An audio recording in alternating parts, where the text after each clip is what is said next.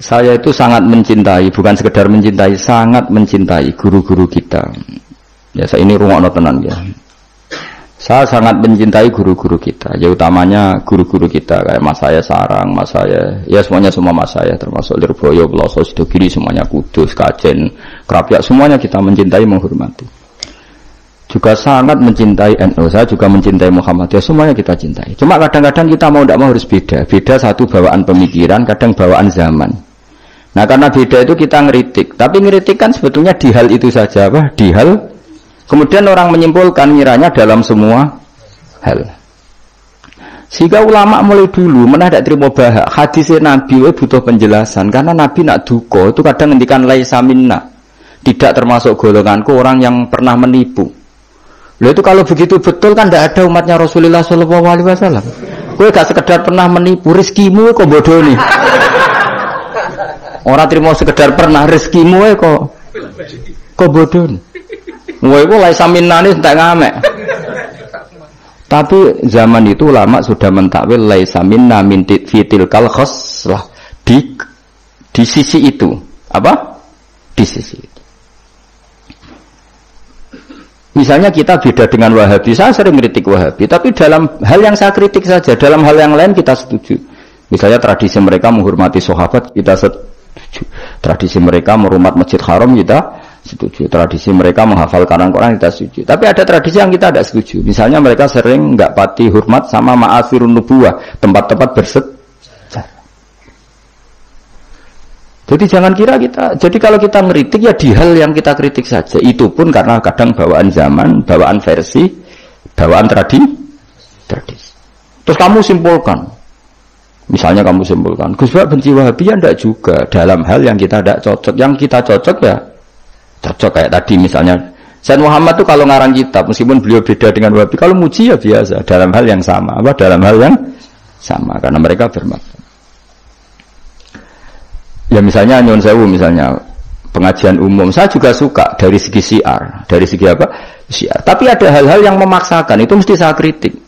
Wong karuan kiai cilik ning desa kok pengajian akbar. Akhirnya panitiane door to door 2 wulan sedurunge pengajian.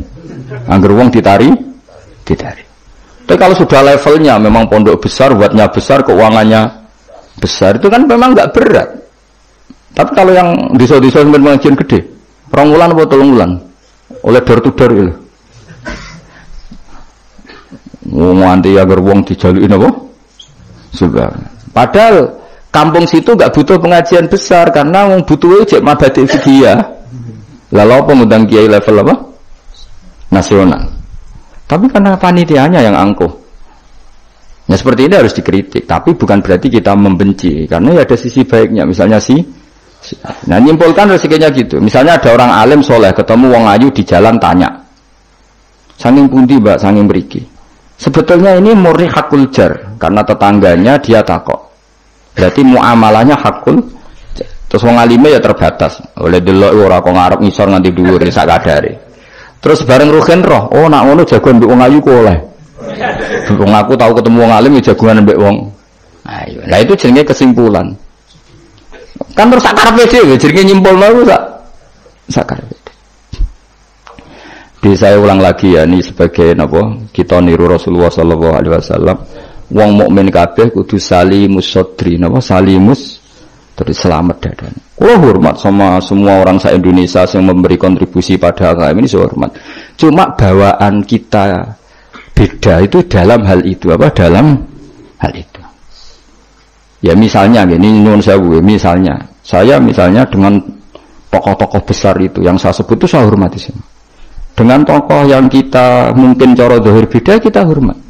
Cuma mau tidak mau memang kita kadang kritik, tapi itu bukan bawaan kebencian, bawaan tadi kondisi, no? Misalnya gini nyuwun sewu ya. Saya tetap menghormati semua siapa saja memberi kontribusi pada agama ini. Baik yang terkenal maupun tidak, yang tersembunyikan namanya maupun tidak. Saya sampai sekarang masih punya adat sowan kiai-kiai yang enggak terkenal tapi memberi kontribusi pada agama ini. Saya hormat. Tapi yang tidak terkenal juga punya sisi negatif sebetulnya. Karena orang enggak bisa mengakses karena enggak. Yang terkenal punya sisi positif yaitu syiar. Tapi resikonya biasanya terkontinu, terrutinkan hanya ngomong-ngomong ketika ada acara besar. Tapi hariannya kurang bagus biasanya karena fokus apa? Ya fokus kebesaran tadi. Kalau yang kecil biasanya hariannya bagus, bikin madrasah, bikin dunia, tapi nggak mudah diakses karena nggak terkenal. Ya itu bawaan manusia plus Sallallahu Alaihi Wasallam, didikan Kanjeng Nabi. Saya hormat sama tokoh termasuk tokoh negara. Saya hormat siapa saja karena tetap menjaga kestabilan, menjaga apa? Meskipun dalam banyak hal kita beda. Ya kadang beda itu kadang kita ngeritik. Itu bawaan ulama dulu Zakaria Al-Ansori itu ya ora cocok mbek Imam Suyuti. Imam Suyuti ora cocok mbek Imam Sakhawi. Nek ketemu mbok takok bor. Ya ulama dulu biasa satu kurun itu saling enggak bertanya karena fokus ke dunia masing-masing. Misalnya tradisi kita kalau ngaji Quran itu ya yang ditanyakan sanadnya dulu. Tradisi mereka tajwidnya dulu misalnya, atau tradisi mereka itu makna dulu. Kita tidak tahu. Misalnya tradisi di India. Tradisi di India itu anak kecil itu kalau ngaji bersamaan dengan maknanya. Meskipun kecil. Dalam sisi itu bagus India. Tapi Indonesia enggak. Indonesia lebih suka makhrajnya dulu. Yang tentang fikihnya ada paket lain, ada paket. Terus kalau tradisi keluarga saya, meskipun keluarga Quran itu anak kecil ya enggak disuruh ngapalkan Quran. Bapak saya enggak pernah nyuruh saya ngapalkan Quran, tapi setelah bisa baca kitab ya baru disuruh ngapalkan. Ada yang enggak, yang ngapalkan dulu biar apa? Otaknya masih jernih katanya. Ya macam-macam, semuanya baik. Dan kita saling ngeritik. Ngeritik karena tadi nak cacilik langsung ngapal lo, kadang najis gak roh, sopan santun. Yang fatalnya lagi kadang akidah Ahlussunnah wal Jamaah gak ngerti. Jadi ada ini juga kan akhirnya hafal Quran tapi akidahnya tidak Ahlussunnah karena gak pernah dikenalkan Ahlussunnah. Tapi sisi baiknya karena masih kecil gampang apa? Hafal, kemudian orang tuanya niat benain akidah Ahlussunnah. Ada yang sebaliknya dibelajarkan Ahlussunnah dulu baru ngapalkan. Mungkin sisi negatifnya mungkin deh. Nak isu teke tuwek-tuwek ngene iki kan. Kowe gelem mesti ngapal Quran setor wae aku. Nak rawat ini di akhir wal asri.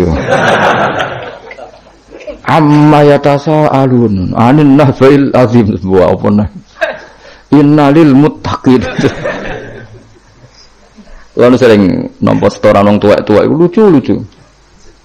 Wong tuwek-tuwek sing ben mati husnul khotimah, kadang Gus kula wis tuwek tapi kepen setor Quran mbek jenengan. Tahu tak turuti. Rata-rata rong juz wis nyerah.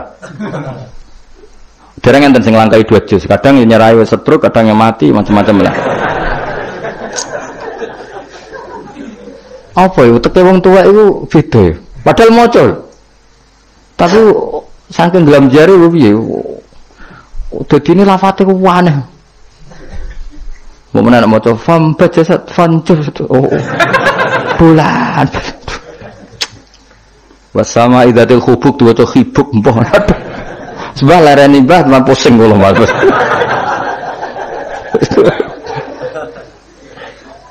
Dadi duwe khayal dhewe lho.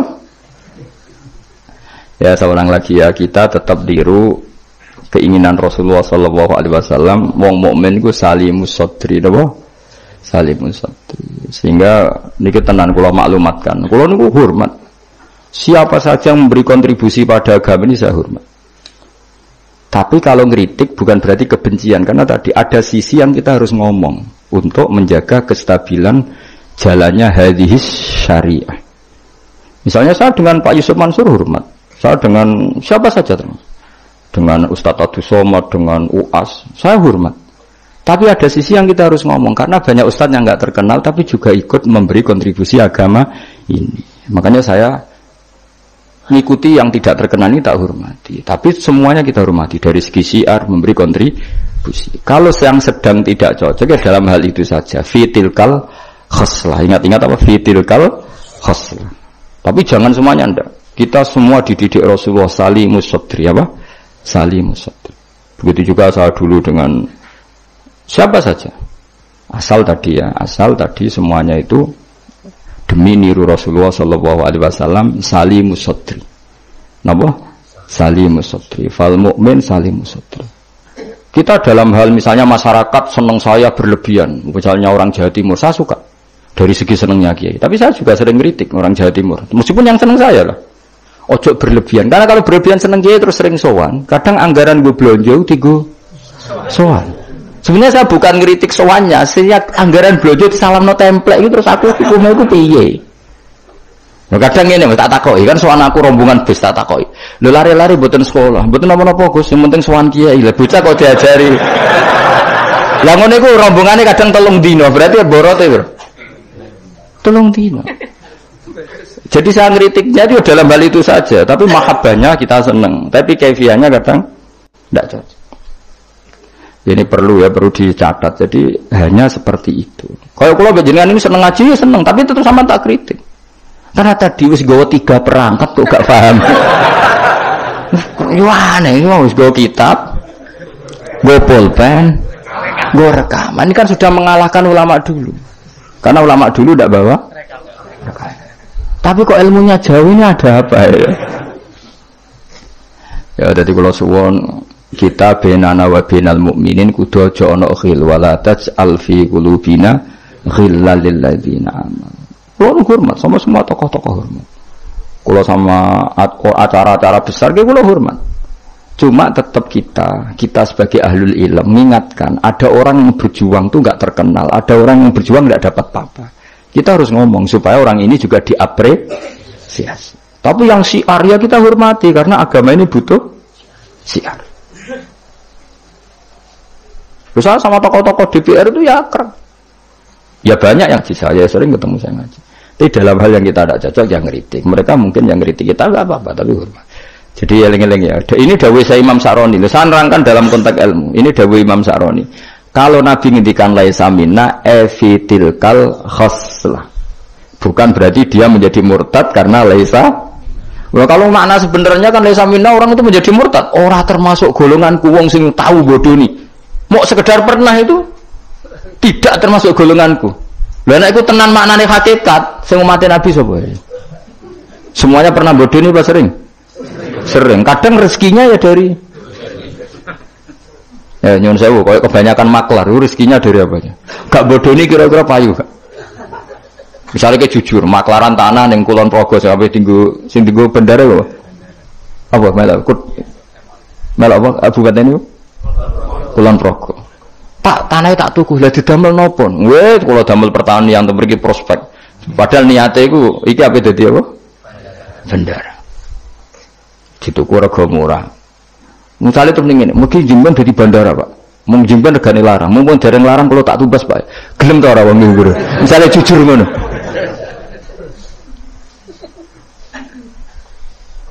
Misalnya ono wong sponsor umroh, ayo umroh neng Rasulullah, ben aku suka, mereka nak ono umroh aku suka, gak payu umroh, tapi nak mending ini, wong kudu kangen Nabi, kangen Ka'bah, wong orang kangen Nabi Ka'bah, caranya kangen yo umroh. Mandidi, sing jujur mbek sing rapati jujur. Ya jawab bae kira-kira wae. Mandidi.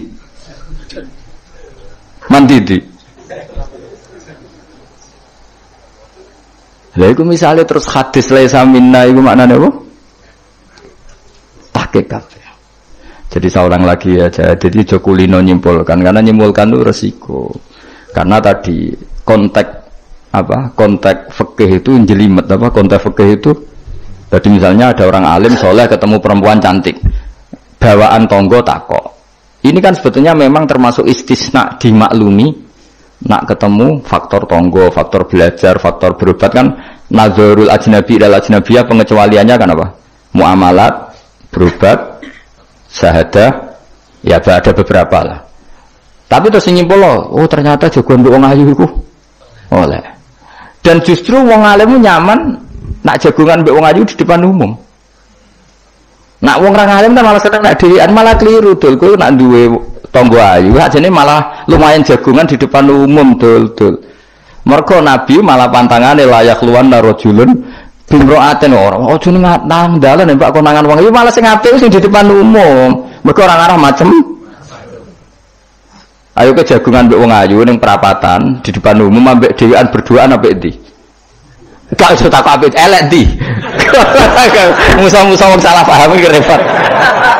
Elek sing dhewean, malah apik sing umum. Mergo Nabi pantangane layak luwan narojulun bimroate. Dong ya. Apa di? Elek di.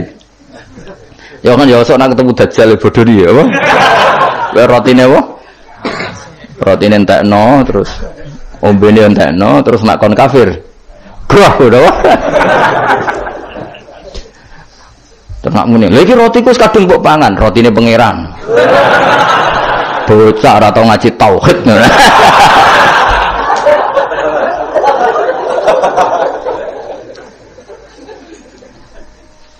Ya jadi saya ulang lagi ya, jadi kita sama semua yang memberi kontribusi pada agama ini kita hormat. Cek terkenal, cek ora terkenal. Tapi dalam hal yang kita tidak cocok kita harus ngeritik, tapi jangan kebencian. Saya ulang lagi jangan. Karena kalau nggak ada ngeritik repot kayak tadi. Saya yang ketermaksa ngeritik wiridan. Mana ada orang soleh ngeritik wiridan? Tapi harus saya ingatkan sebagian orang eling pangeran itu sebenarnya eling nafsunya dia ngajukan proposal kepada Allah. Gayanya wiridan tapi sebenarnya ya itu tuh. Lah nanti ini seneng Allah tenan dijak bakas halal haram kan suka. Mergo iku ketentuannya Allah Subhanahu. Malah kadang mending ngene, ngaji halal haram ra penting, sementing ndonga. Mergo ndonga mukhul ibadah. Mendarani ngaji ra penting kok sarap, ngaji kok ora penting. Jadi karena sama-sama berlebihan ini kita sebagai orang alim harus ngomong. Akhirnya kita proporsional. Yo ndonga ku sak kadare tetep di bawah ilmu. Saya ulang lagi di bawah ilmu. Jadi ngamane ndonga bar salat wapalane akeh. Bareng takoki rukune salat yo sak kiai takoki. Kowe bar salat wiridamu akeh, bareng takoki rukune salat piro? Mikir tak warai 17. Ana sing darani 14, sing ilang apa? Mikir meneh. Padahal bar salat wiridane ya dadi sing ngitung piro hen 13 iku menjadikan tumakninah 4 sebagai paket sito. Dadi rukuk maat tumakninah, sujud tumakninah. Lah yang satu ngitung tumakninah itu menjadi rukun sendiri, maka ditambah 4 menjadi 17. Terus ada ulama mengatakan 18 karena mewajibkan niatul khurud minas sholat. Jadi sebelum assalamualaikum niat keluar dari sholat, karena takutnya kalau nggak niat keluar dari sholat dia dapat kenalan mbek pinggire. Assalamualaikum jenengan namine sinten kan repot. Ya ada lah mereka. Lho iso wae saking ya kuatire gawe grup. Jadi saking sering ini kenalan muni assalamualaikum niate iku kendala. Jadi ada ulama mengatakan karena ketika takbir itu niatnya masuk sholat, maka ketika salam juga niatnya keluar dari sholat. Karena biar fair, karena ketika takbir niat masuk sholat. Karena kenapa? Yang bisa membedakan kalimat-kalimat thayyibah dengan yang lain adalah niat. Coba kita kaget sama orang, Allahu Akbar, wah Merapi saiki metu apa gimbale.